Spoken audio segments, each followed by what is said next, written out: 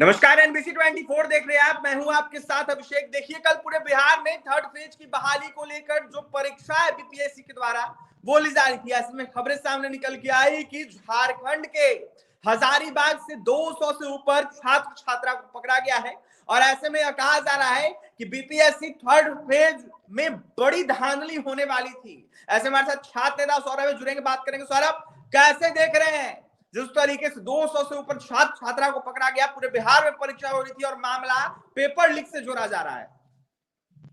सबसे पहले अभिषेक जी आपका बहुत बहुत धन्यवाद कि तीसरे फेज के बहाली की प्रक्रिया में जो चीजें सामने आ रही थी, सबसे पहले मैंने ही 11 बज के कुछ मिनट पर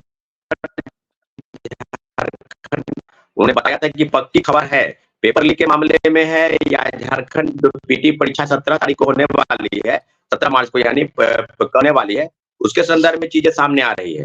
तो अब हम क्या कह के चले कि 250 से 300 लोगों को गिरफ्तार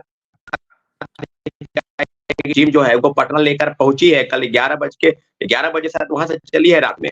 तो अभिषेक जी, अब कहने की जरूरत नहीं है कि बीपीएससी क्या कर रही थी। हम तो पहले से ही बता रहे थे कि आप चौक चौराहे पर जाइए, तमाम जिलों से सूचनाएं जो आ रही थी, छात्र छात्राएं कह रहे थे कॉल करके कि 12 लाख 14 लाख 18 लाख जो रेट लग रहा है।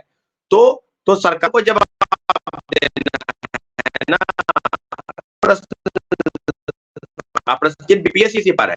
जो बीपीएससी के चेयरमैन 1 महीने से बिना चेयरमैन के परीक्षाएं संचालित कर रहे थे और मात्र एक परीक्षा है, मात्र एक 1 to 5 और 6 to 8, अभी 9 10 की परीक्षा होने बाकी थी, 11 12 की परीक्षा होने बाकी थी और कई विभाग की परीक्षा शिक्षा विभाग द्वारा जो है उसको बाकी थी। तो अब सरकार की मंशा पर हम लोग आर्थिक अपराध इकाई की टीम जो गिरफ्तार करके लाई है लोगों को, उनके द्वारा जो इनपुट मिला है, अगर क्वेश्चन पेपर, आप सबको पता है कि झारखंड के हजारीबाग के 2 थाना क्षेत्र बरही और बरही के पास और एक और ईचाक, थाना क्षेत्र से लगभग 250 से 300 लोगों को, वहां का एक बैंक्वेट हॉल है, उसका नाम कोहिनूर है। तो कोहिनूर में तो हीरा छिप के जो है तैयारी कर रहे थे, उनके पास पेन ड्राइव, कंप्यूटर, लैपटॉप और कई गैजेट मिले हैं। तो आप समझ लीजिए चीजें बिल्कुल अब सामने आ गई है कि पेपर लीक अगर नहीं हुआ है तो आर्थिक अपराध इकाई की टीम रिपोर्ट सौंप दे, अगर हुआ है तो बीपीएससी को तुरंत ये परीक्षाएं रद्द करनी पड़ेगी। हम लोग आज शाम तक इंतजार कर रहे हैं। तीसरे फेज की बहाली में 4.25 लाख परीक्षार्थियों के भविष्य के साथ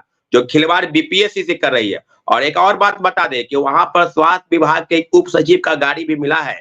तो आप समझ लीजिए कि अरबों अरबों के खेल पर जो शिक्षा माफियाओं ने जो किया है, बीपीएससी ने हाथ खड़े कर दिए हैं। इंतजार आर्थिक अपराध इकाई की रिपोर्ट का है, हम लोग इंतजार कर रहे हैं।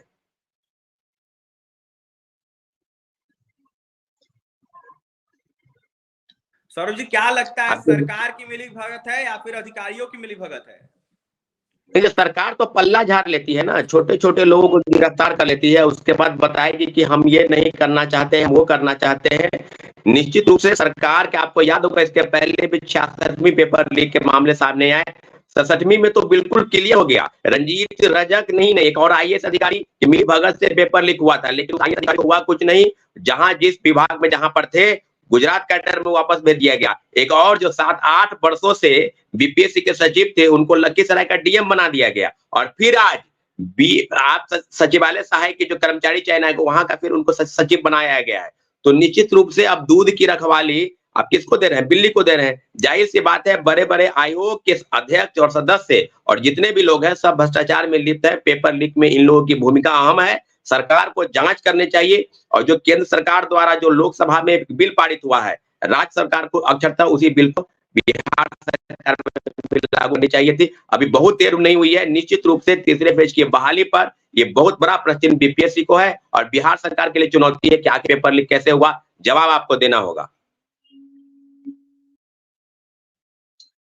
सवाल सौरभ जी ये उठ रहा है कि जिस तरीके से मंत्रिमंडल विस्तार हो रहा था, इसको देखते हुए अधिकारी से लेकर तमाम नीतीश सरकार के मंत्री नेता व्यक्त थे, ऐसे में उनको क्या मतलब नहीं है क्या?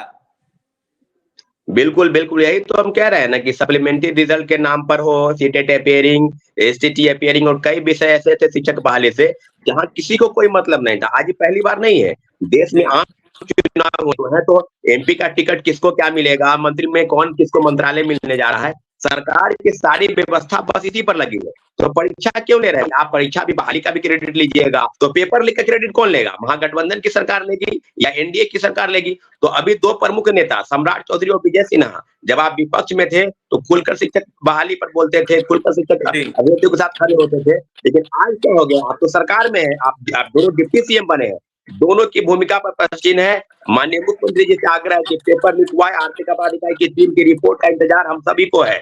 4 लाख परीक्षार्थी इस परीक्षा में बैठे थे, सब इंतजार कर रहे हैं। अगर धांधली हुई है, अगर गिरफ्तारी हुई है, अगर हूबहू प्रश्न पत्र लीक हुए हैं, मिलान हो जाएगा, अगर हुआ है तो आपको परीक्षा रद्द कर पड़ेगी। मुझे लगता है कि आर्थिक अपराध इकाई टीम बिल्कुल बेहतर काम कर रही है। जो इनपुट मिला था, जो आधार है पेपर लीक का, उस संदर्भ में मैं 99% कह सकता हूँ कि पेपर लीक हुआ है। बस इंतजार आर्थिक अपराध इकाई की रिपोर्ट का जो है वो शाम तक आने की उम्मीद है। निश्चित रूप से पेपर लीक हुआ है। कार्रवाई की मांग करेंगे सौरभ आप? बिल्कुल, देखिए कार्रवाई आज नहीं है कि आप किन्हीं लोगों को पकड़ के बंद कर देंगे जेल में।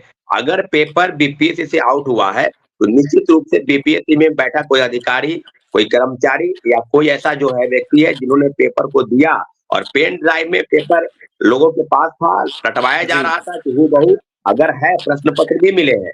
आप समझ सकते हैं 300 लोगों की गिरफ्तारी अलग अलग बसों में पटना के तरफ बस आ रही थी। निश्चित रूप से किन्हीं के पास मोबाइल फोन नहीं था। सबसे बड़ी बात यह है कि मोबाइल फोन से पेपर लीक होते हैं तो सबको रटवाया जा रहा था 3-4 दिन पहले से।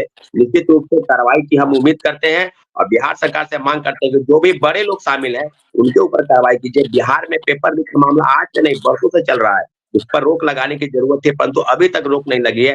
ये बहुत ही दुर्भाग्यपूर्ण घटना है बिहार के लिए नहीं, पूरे देश के लिए। ये पेपर लीक लगातार हो रहा है। देखिए पेपर लीक लगातार हो रहा है, ऐसे में दुर्भाग्यपूर्ण यह घटना है। बीपीएससी थर्ड फेज की बहाली को लेकर जिस तरीके से कल पूरे बिहार में एग्जाम हो रही थी, इसको देखते हुए सौरभ ने अपनी तमाम प्रतिक्रिया दे दी है। तो वहीं क्या कुछ कहते तो छात्र नेता सौरभ आपने सुना है, यह साफ कहते हुए नजर आ रहे थे कि कहीं ना कहीं कार्रवाई नहीं, इन सब मसलों को, मामलों को रोकने की जरूरत है, पेपर लीक को रोकने की जरूरत है। क्योंकि एक बार नहीं, बार बार ऐसी घटना, ऐसा काम जो है कहीं ना कहीं किया जा रहा है बिहार में। ऐसे में कई सारे अधिकारी भी संलिप्त हो सकते हैं, उनके ऊपर कार्रवाई होनी चाहिए। तो फिलहाल क्या कुछ कहते हैं थर्ड फेज की बहाली को लेकर जिस तरीके से 200 से ऊपर अभ्यर्थी पकड़ाए हैं, छात्राएं पकड़ाए हैं हजारीबाग में, आपने सुना है। और भी तमाम खबरों के लिए NBC 24 के साथ बने रहें। इस वीडियो में इतना ही। इस वीडियो को ज्यादा